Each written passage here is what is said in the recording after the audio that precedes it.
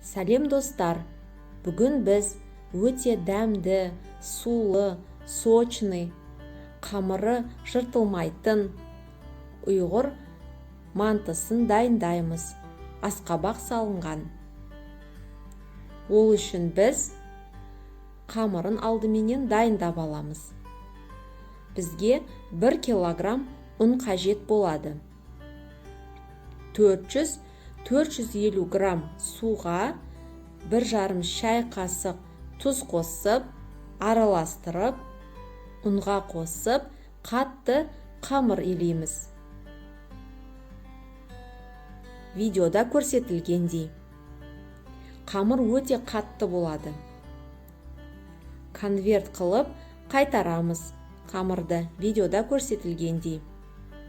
Енді қамырымызды пакетке салып, 40 немесе 1 сағатқа тынықтырып қоямыз. Ол міндетті түрде тынықтыру керек. Уақыт өткен соң қамырды тағы алып, қолменен жаямыз.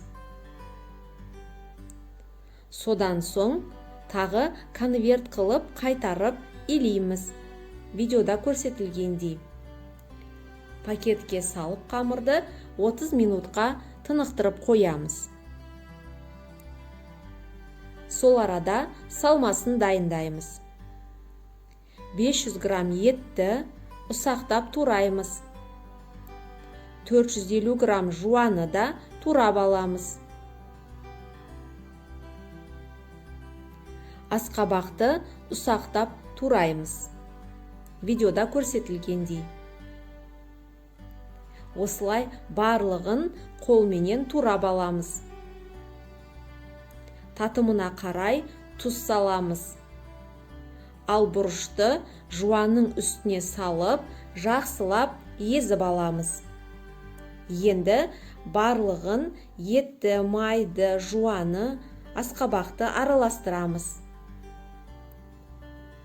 50-100 граммдай су қосамыз.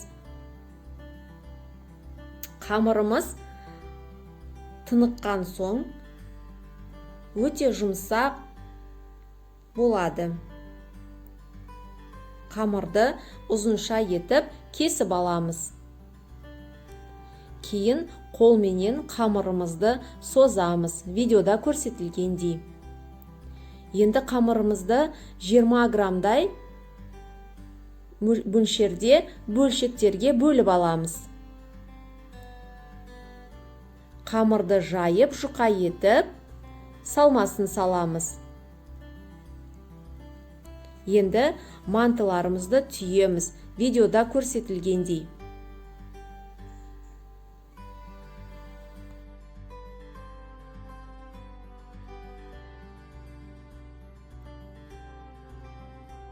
Қамырға салмасын салып, екі жағынан жинай отырып, мантыны түйеміз.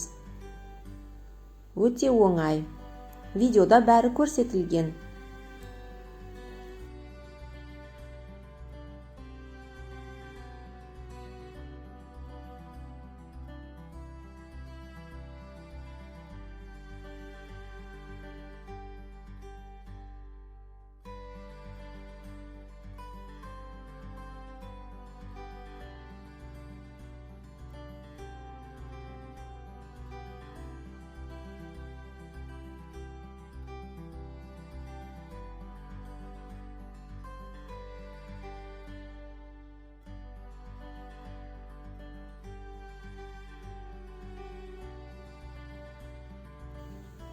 Манты қазанымызды майлап, мантыларымызды саламыз. 25-30 минут пісіреміз. Қазанның суы қатты қайнап тұрған болу керек. Мантыны 25 минут пісіреміз. Одан артық уақыт ұстамаймыз. Сулы, сочный, дәмді мантыларымыз дайын. Мен ащы соуспенен ұсындым. Өз қалауыңызбенен әртүрлі соустарменен ұсынуға болады. Міндетті түрде осы мантыларды дайындап көріңіздер. көңілдеріңізден шығады. Назарларыңызға рахмет. Каналға жазылып, лайк басуды ұмытпаймыз.